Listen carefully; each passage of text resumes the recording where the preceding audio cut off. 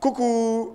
Vous vous réveillez avec le réveil de l'Alpe, il est 7h30, vous avez vraiment l'habitude de cette émission. On est aujourd'hui mardi et on reçoit plein de gens très sympas, enfin 2 personnes très sympas. Et ça commence dans quelques instants. Vous venez avec nous? Allez, on y va.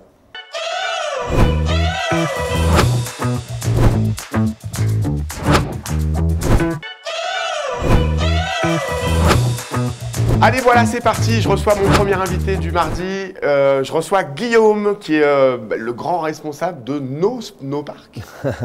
Bonjour, oui, Guillaume, le responsable des snowparks et des pistes sportives sur le domaine de l'Alpe. D'accord. Alors je dis nos snowparks parce que tu m'as appris un truc tout à l'heure pendant qu'on discutait juste avant l'émission. On n'en a pas qu'un, on en a plein. Non, on a 3 snowparks, donc de tout petits débutants, un intermédiaire et un grand snowpark. Donc le snowpark des Jeux, le snowpark principal, avec des lignes bleues, rouges et noires. Et on a un petit snowpark au Sagne qui est vert pour les codes couleur piste, qui est du XS, donc pour les tout petits débutants, et le snowpark des Bergers, qui est bleu et qui est donc intermédiaire. Alors, un snowpark, pour ceux qui ne connaissent pas, parce qu'il y en a qui connaissent ça aussi, un snowpark, en fait, c'est différents modules, c'est ça? Qui sont aménagés donc, par tes équipes, avec exactement. Toi. Et en fait, on ride sur ces différents modules. Exactement. Donc, en fait, on a 2 voire 3 types de modules. Donc, on a les modules neige, donc les sauts. Donc, ça, tout le monde connaît. Et après, on a des modules de glisse, qui soient des box pour les débutants ou des rails métalliques pour les experts. Et en fait, on mixe les enchaînements de bosses, de rails. Mais attends, il y a des gens qui nous parlent là. Tu sais quoi? Je vais aller chercher parce qu'en fait, ça, c'est l'outil indispensable pour Guillaume. Hop, je passe devant les caméras, c'est très mal. Guillaume, en fait, c'est ma radio. Ouais, c'est ma radio. Je suis relié en direct comme tout le personnel du service des pistes. On est relié au central piste. Et en fait, comme ça, on sait ce qui se passe sur le domaine en termes de secours, en termes d'infos. Enfin, en fait, on est tous reliés à ça et on doit toujours être attentif. Comme là, je ne l'étais pas tellement. Mais c'est de ma faute. Je suis désolé. Non, il n'y a pas de souci. Là, j'ai entendu, c'était donc Agnès. Et c'est. Voilà. Coucou Agnès. Je vais baisser le son. Non, mais c'est pas grave, c'est bien, ça fait partie de la vie. Et puis, t'es au boulot là. Non, donc, puis le snowpark, alors je tiens à le préciser, ça peut paraître accidentogène, ça peut paraître quelque chose de casse-cou. Et puis, il y a des accidents, mais pas tant. Au final, on se retrouve avec une accidentologie qui n'est pas supérieure, qui est voire même inférieure aux pistes traditionnelles. Surtout que j'imagine les gens qui pratiquent le snowpark, ils ont intérêt peut-être à prendre quelques cours avant de venir. Alors, pour les débutants. Ça serait bien, mais ce n'est pas toujours le cas. On trouve une population mixée sur les snowparks intermédiaires. Il y a vraiment la partie expert qui est chez nous une partie vraiment engagée. On n'y va pas si les gens n'y vont pas. Expert. Clairement, la taille des modules dissuade le novice. On n'a quasiment pas d'accident sur l'expert. En plus, on a un expert qui est assez engagé, qui est quasiment une pro line. Quand on peut, on est sur des modules qui sont niveau Coupe d'Europe. En fait, on a un très beau club à l'Alpe d'Huez qui fabrique du champion. Que vous aidez beaucoup, je crois. Et on travaille en symbiose, clairement. On est leur support de progression. On construit les modules pour eux. L'idée, c'est que ces petits jeunes du club, ça devienne nos champions de l'Alpe d'Huez dans le futur. Et pour ça, il faut qu'on leur donne la matière et il faut qu'ils aient le dimensionnement nécessaire à pouvoir derrière aller sur le circuit européen. Ça veut dire qu'en amont, en fait, avant de construire un module, avant de faire un module, vous voyez entre vous, ils vous font une sorte de commande? Alors, c'est encore mieux que ça. On fonctionne vraiment en symbiose. C'est que l'équipe du snowpark, elle est composée de 4 pisteurs, un shaper et un responsable. Et en plus, on a un moniteur détaché par l'école de ski. Donc, et ce moniteur-là, ce sont les freestylers, les moniteurs freestylers. Donc en fait, on construit, ils sont là, ils ont le nez dedans, et on corrige, on construit, on dessine le snowpark avec eux. Et ça, c'est un point qui nous met... c'est un avantage énorme par rapport à beaucoup de snowparks où clairement il y a pas forcément cette symbiose. Et là, on est dans la team Alpe d'Huez. On démontre encore une fois qu'on est tous bien soudés. Là, clairement, le snowpark, c'est une petite équipe vraiment soudée. Et ça marche bien pour ça. Et ce que j'ai pas parlé, c'est les damers, c'est-à-dire que le snowpark, il est entretenu le jour avec des petits bonhommes qui coupent, qui ratissent, qui font ça bien, qui mettent en sécurité, qui installent les panneaux ralentir. Et la nuit, on enlève tout. Et c'est nos 3 damers qui sont des shapers spécialisés en machine et qui vont remodeler la masse. Et en fait, nous, on fait la finition. Nous, on est au degré près. Et eux ils bullent, ils remettent la neige où il en manque. Ouais, parce que par exemple, une grande bosse expert, moi j'appelle ça une bosse, mais ça va une bosse? Ouais, alors, on décompose en 2 choses. On a une table, c'est un grand volume de neige avec une réception et un kick. Alors c'était ça ma question. Tu me dis un grand volume de neige. On est sur combien de mètres cubes, tu sais à peu près? Non, je ne sais pas le dire. En fait, on a déjà des préformes en terre et après on a un apport qui peut aller jusqu'à 7000. Non, je vais vous dire des bêtises. C'est-à-dire qu'aujourd'hui, on ne sait pas bien le quantifier. C'est sur des choses sur lesquelles on bosse. Pas grave. Mais est-ce que par exemple, la bosse qui est au ski show tous les mercredis soirs, c'est vous qui nous l'avez préparée? Ouais, tout à fait. Tout à fait. Ouais. C'est une petite table avec un petit kick. Un petit? Ah ouais, non, mais là clairement, on peut pas. Pour le ski show, on veut pouvoir impressionner, on veut que les riders s'expriment. En même temps, on ne peut pas prendre toute la place du ski show parce qu'il y a beaucoup de choses à montrer dans un ski show. Donc, on a dimensionné serré. Et là, clairement, il faut féliciter tous les riders du ski show parce qu'ils sont sur une bosse sous-dimensionnée. Et c'est pas simple. Et c'est pas simple. Ils prennent un risque. Le landing, donc la zone de réception est courte. Donc, il ne faut pas qu'ils aillent trop vite. Ils ont la lumière. Ils ont la lumière dans la gueule, ils sont dans le froid. C'est une sacrée perte. Ouais, puis clairement pour les organismes, taper dans la nuit sur la glace gelée, il faut franchement les féliciter. C'est demain à 18h30 ou 40, je crois, le ski show, puisque là on est mardi, c'est demain, et donc c'est un moment à pas rater. C'est un sacré petit spectacle. Je dis petit parce que la bosse est petite, mais le spectacle au global est juste génial. On voit, trop bien. On voit tout ce qu'on peut proposer à l'Alpe d'Huez. Complètement. Bon, donc après, tu nous as parlé, parce que je voudrais qu'on revienne un petit peu sur les gens qui sont en vacances, là, qui sont peut-être un peu plus débutants que nos riders quasi professionnels, on peut presque dire ça. Alors là, tu me dis, il y a un endroit vert, donc si on prend le code des pistes, c'est assez tranquille. Est-ce que, moi je t'avoue, j'ai 2 skis encore. J'ai pas encore de snow, mais j'ai vraiment envie d'essayer. Tu crois que je peux pas commencer par ça? Il faut d'abord que je prenne des cours. Oui, prendre une course, c'est toujours mieux. Ouais. Prendre des cours, c'est l'assurance en fait de progresser et de ne pas prendre des erreurs, de ne pas emmagasiner des mauvais gestes. Donc prendre une course, je le conseille. En plus, à l'Alpe d'Huez, on propose les freestyle motion. Ils ont donc des cours freestyle débutants, tout débutants. Et évidemment, on va commencer par le snowpark des Sagnes, donc qui est vert, qui est estampillé XS dans la réglementation. Et là, on aura donc c'est comme un t-shirt XS. Ça, c'est des trucs un petit peu short. Et oui, il faut que les codes couleurs et les dénominations parlent à tout notre public qui est international. Donc le XS, ça va être des toutes petites tabletop, donc des toutes petites bosses et des petits modules de boxe. Et donc là, sans professeur, on peut apprendre tout seul, mais on risque d'apprendre des bêtises. Donc je conseille à tout le monde de prendre des cours, puisqu'en plus de la technique, on nous apprend le comportement. Et sur un snowpark, c'est essentiel. C'est ce qui nous pose le plus de difficultés, c'est apprendre à gérer sa vitesse. Faire attention au skieur aval. Ouais, et surtout au skieur amont. Parce que dans un snowpark, on doit aussi dégager après une chute, on doit dégager la bosse, parce que derrière la bosse, on ne nous voit pas forcément. Et le skieur amont, lui, il va arriver. Il y a ce risque. Donc l'idéal, c'est quand on est avec un moniteur, c'est que le moniteur, lui, il est placé au niveau du kick, il a la vision sur l'aval et l'amont, et il déclenche le départ. Mais une fois qu'on ride tout seul, qu'on a les règles de sécurité, donc elles sont estampillées à l'entrée de chaque snowpark. Donc port du casque, les choses à ne pas faire et les choses à respecter.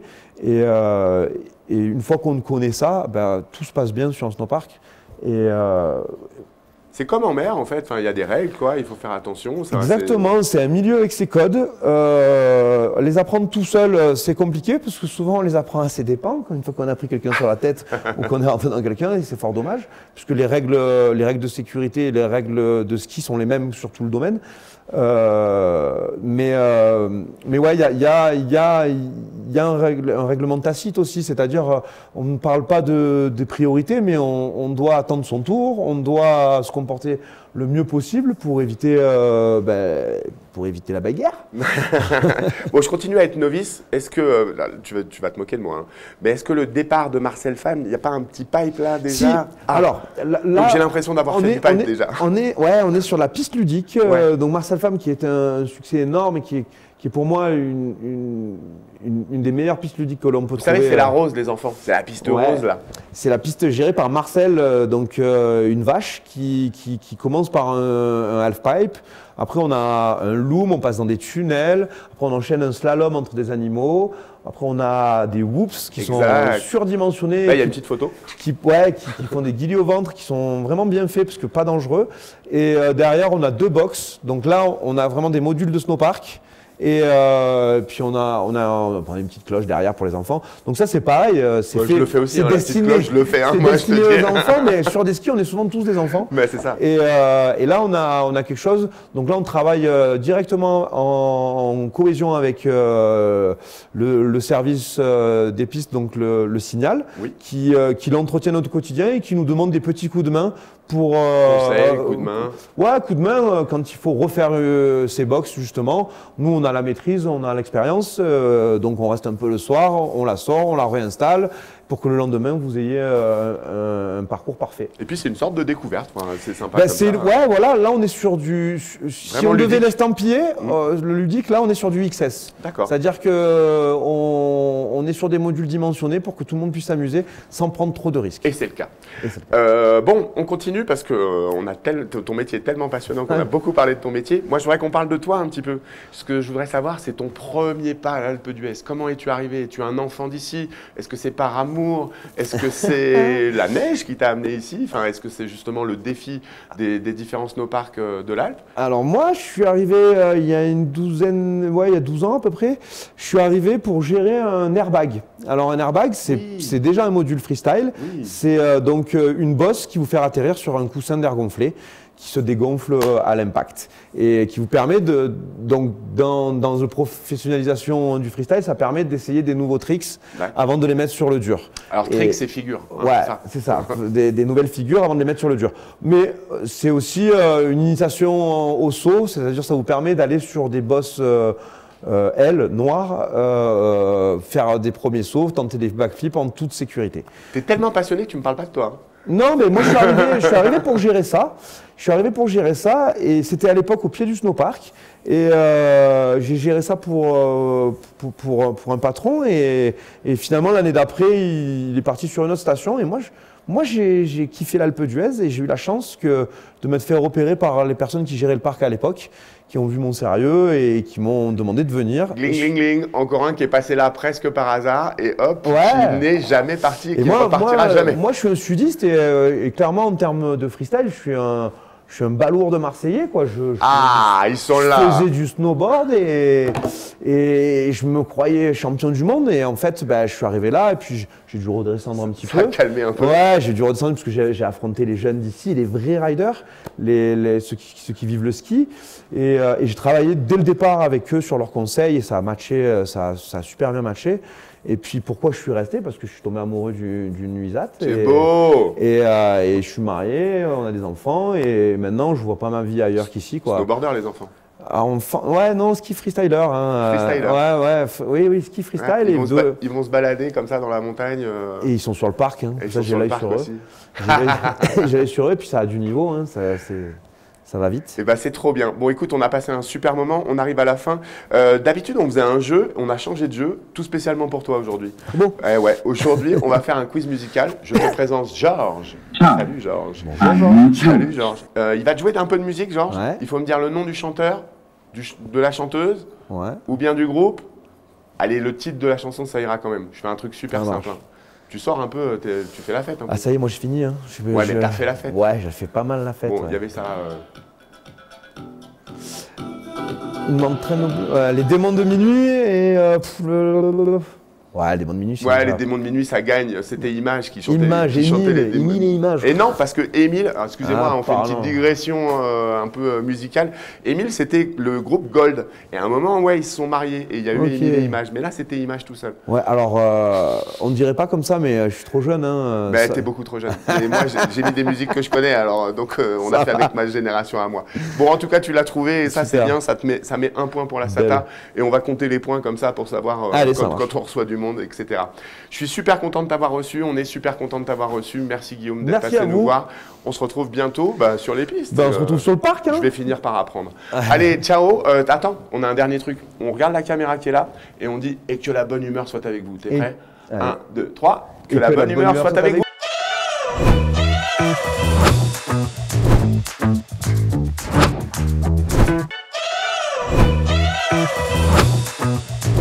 Voilà, on continue cette émission et je reçois ma deuxième invitée. Alors là, bon, on a déjà reçu plein de gens vraiment qui ont un gros talent, mais là on a un très gros talent. Je vous demande d'applaudir, même chez vous, vous l'applaudissez parce que je suis sûr qu'on vous entendra. Laure Pequeño qui est avec nous aujourd'hui. Bonjour. Salut, ça va? Nickel. Ouais, ça nous fait vraiment plaisir de t'avoir là. On sait que tu as un emploi du temps un peu chargé et tout ça, et que là, tu as réussi à venir un petit peu avec nous et ça nous fait super plaisir. Alors, Laure Pequeño, pour les gens qui ne connaissent pas, c'est du ski. Mais c'est pas n'importe quel ski, et puis c'est une carrière incroyable. Je sais que vous aimez pas ça, les athlètes, donner vos titres, etc. Mais vas-y, moi je compte sur mes doigts. Alors vas-y, donne-nous dans ton palmarès les titres qui te tiennent le plus à cœur. Une médaille d'argent aux Jeux Olympiques en slalom et un globe de cristal en slalom. Tu m'étonnes. Bon, on réapplaudit s'il vous plaît à la maison, même si vous venez juste de vous réveiller, on réapplaudit. Bon, alors donc le ski, j'imagine, c'est ta passion. Depuis, j'imagine, tout petite, mais aujourd'hui, quel est ton rapport au ski? Alors le ski, en fait, je suis dans l'entraînement des jeunes. Je travaille sur l'Alpe d'Huez avec des jeunes plutôt du coin. D'accord. Et à la fois sur les skis, à la fois sur la préparation physique. Physique, mentale? Non, mental, après c'est un ensemble, hein, c'est plus une relation qui fait que mentalement on va bien se sentir. Et accessoirement, je suis kiné aussi. D'accord. Donc je fais les trois. D'accord. Non mais alors c'est plus des journées, tu te lèves à quelle heure le matin? comment Non, j'alterne, il y a des jours où je vais être au cabinet et du coup je suis pas sur les skis et sinon c'est plus sur les skis. D'accord. Et quand tu dis je suis sur les skis, toi tu prends toujours du plaisir à aller skier pour toi perso, et quand tu es avec les jeunes, tu skis aussi avec eux, tu les accompagnes jusqu'à côté ou tu donnes les consignes en les regardant? Comment ça se passe? Non, nous en tant que coach c'est plus une mise en place en fait.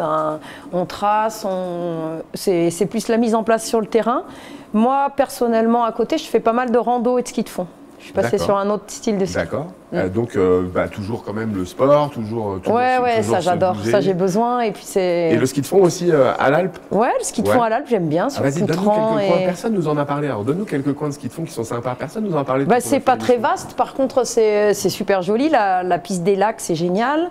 Même Boutran, c'est hyper joli. Enfin, moi, Faire parler de ski de fond à Laure Pequeño, j'étais pas sûr qu'on arriverait à faire ça, mais c'est vachement bien. Bon, et donc du coup, pour le plaisir maintenant, toi, est-ce que quand vraiment tu as envie de prendre du plaisir au ski, tu préfères quand même les pistes un peu damées ou de temps en temps tu sors un peu des sentiers battus? Non, mais en rando, je vais souvent en hors-piste. D'accord. Et puis, donc jamais seul? Non, jamais seule. Ouais. Et franchement, j'aime tout style de ski. Il y a pas de... À la fois, je me fais vraiment plaisir sur les bons boulevards bien damés. Ouais. Et à la fois, en dehors des pistes, vraiment, j'aime tout. À chaque fois, tu prends le même plaisir. Ouais, j'aime bien. Alors, raconte-nous comment on devient une athlète de haut niveau telle que toi. Est-ce que ça commence toute petite? Est-ce que ça passe par un ski club très tôt? Est-ce que c'est des études spécifiques? Ouais, c'est sûr que de plus en plus, je pense maintenant, les jeunes générations, c'est de plus en plus jeune. C'est de plus en plus jeune. Ouais. Moi, j'étais au club ici, au club à l'Alpe. D'accord. Et au ski club de l'Alpe, dès l'âge de, j'en sais rien, 8 à peu près. D'accord. Et avant, c'était surtout du ski plaisir. Et puis, progressivement, les résultats venant, et puis le goût de la compétition, du ski, m'ont poussé à continuer là-dedans, quoi. Et alors, lors de tes grandes victoires, il y a eu quelque chose qui s'est passé en particulier avec les habitants de l'Alpe d'Huez. Tu as été accueilli au retour, il s'est passé... ouais, j'ai eu t'as des souvenirs? Oui, le retour des Jeux, c'était fabuleux. C'était plein mois de février. Oui, et en pleine saison avec des vacances. Ouais, en pleine saison et un retour en hélico grandiose, quoi, génial. Ouais, cool. Johnny Hallyday, quoi. Et la station m'a toujours vraiment aidé, quoi. Ils étaient tout le temps à... Il y avait tous les moniteurs qui me... J'avais le besoin d'arroser une piste et il y avait une grande partie des moniteurs qui suivent un peu le haut niveau en alpin qui arrosaient toute la nuit la piste, vraiment génial, quoi. Ah ouais, donc tu as été chouchouté, ouais, et super. tout l'Alpe d'Huez t'a porté. Bon bah, je crois que tout l'Alpe d'Huez aussi te porte encore aujourd'hui et est super fier parce que moi on m'a dit mais Steph, tu vas recevoir Laure Péqueno, tu te rends pas compte, c'est énorme et tout ça. Et c'est vrai, en regardant ton palmarès, c'est incroyable. Et du coup, tu es attaché à cette station depuis longtemps. Tu es né ici ou est-ce que tu es arrivé justement par le ski ou est-ce que c'est tes parents qui sont arrivés un peu plus tôt? Enfin, comment ça s'est passé ton arrivée à Oui, en fait, j'y suis arrivée par le ski. Je suis née en bas, à côté de Grenoble. Ah, tu es quand même vraiment pas loin. Non, je suis pas loin. Ouais. Et puis, en fait, mes parents venaient régulièrement ici, avaient quelque chose ici. Puis, du coup, j'ai été licenciée au club et voilà. Et du coup, tu es restée là et plus jamais t'en bougeras. J'habite plus ici, moi, à l'année. T'habites où? J'habite à Mélan. D'accord. Ouais, mais par contre, je travaille ici, puis je passe la majeure partie de mon temps ici. Et alors, qu'est-ce que ça fait une skieuse comme toi pendant l'été? Qu'est-ce qu'on fait à l'Alpe d'Huez quand on est sportif comme toi? Alors, tu m'as dit que tu fais de la rando en ski, mais est-ce que aussi l'été? Ouais, l'été ici, c'est génial pour le VTT, les marches, puis tout. Moi, j'aime beaucoup passer du temps ici l'été. Il y a vraiment moyen de faire énormément de sport. On a cet outil, le Palais des Sports, c'est fabuleux aussi. Vrai. Donc franchement, c'est pas... Si on est sportif, je pense qu'on y trouve vraiment son... Et maintenant qu'on a un chouette golf, tu t'es ouais, aussi. Ouais, j'aime bien. Ouais, c'est vrai. T'aimes bien. Ouais. De là à faire de la compète aussi? Non, parce que j'ai pas les capacités techniques. Oh, c'est que l'entraînement, non? Ouais, mais j'aime bien, c'est sympa. Ça permet de... C'est un sport qui est vraiment dans l'analyse dans la concentration, dans l'analyse du geste, ça me plaît bien. Et tu as des enfants? J'en ai 3, oui. Et alors, la succession Laure Péqueno, on va avoir des athlètes de niveau? Ils sont partis sur autre chose complètement? Non, pour le moment, ils adorent le ski de compétition. Après, ils sont encore jeunes et la route est longue. Ouais, c'est vrai que ça demande beaucoup. Ouais. Alors, c'est quoi les embûches dans lesquelles il ne faut pas tomber quand on a, je sais pas, 12, 13, 14 ans? Parce que je crois que c'est ça un peu l'âge clé où, parce qu'on a commencé tôt, et puis après, vers 14, 15, peut-être, en tout cas dans les sports que moi j'ai pratiqués, c'était un peu comme ça. Ouais, je suis pas sûre que ce soit des embûches en fait. Ça dépend. Faut vraiment que ce soit une détermination personnelle, que vraiment au fond ce soit le rêve de. C'est une vraie histoire de rêve. Mais oui, je pense, ouais. Et pas forcément très jeune, mais que progressivement en fait ce chemin nous plaise et qu'on a vraiment envie d'aller au bout. D'accord. Et après, il y a des jeunes qui vont peut-être être très performants jeunes puis qui s'en éloignent, mais c'est peut-être parce que c'était pas leur truc, quoi. Tout bêtement. Ouais. Ouais, certainement. Je suis pas sûre qu'il y a des erreurs en fait de chemin. Chacun va avoir son chemin et puis. Mais en fait, l'arrivée du chemin, c'était pas forcément le haut niveau, puis c'est chouette aussi, quoi. Et puis surtout, ouais, ça fait une vie bien remplie avec plein de choses. Ouais, c'est sûr. Fais-nous rêver un petit peu.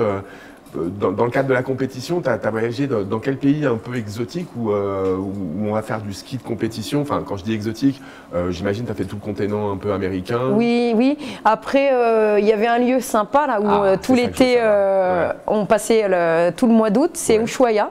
Ouais. Donc ça, sympa, quoi. Fameux Ushuaia. Le fameux Ushuaia. Pas le déodorant, les gens. L'autre truc, pas le gel douche, la vraie ville d'Ushuaia. Et ouais, ça c'est exotique, parce que ça fait un petit peu Amérique du Sud sous la neige, quoi. Moi, tu me dis Ushuaia, j'ai l'impression qu'il y a du soleil, qu'il y a la mer bleue, mais non, en fait. Non, c'est presque. Enfin, c'est vraiment un paysage.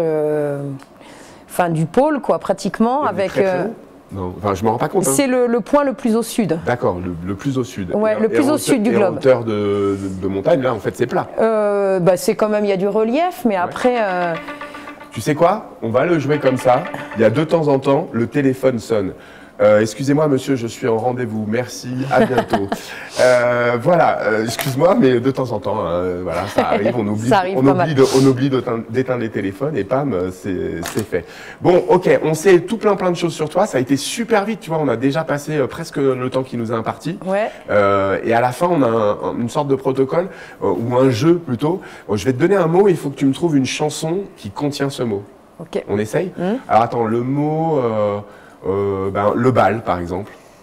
Bal de Bamako de M. Ah ouais, tu la connais? J'adore. Au bal de Bamako. Ah ouais, il n'y a que moi qui vais chanter. Je suis dans ma peau.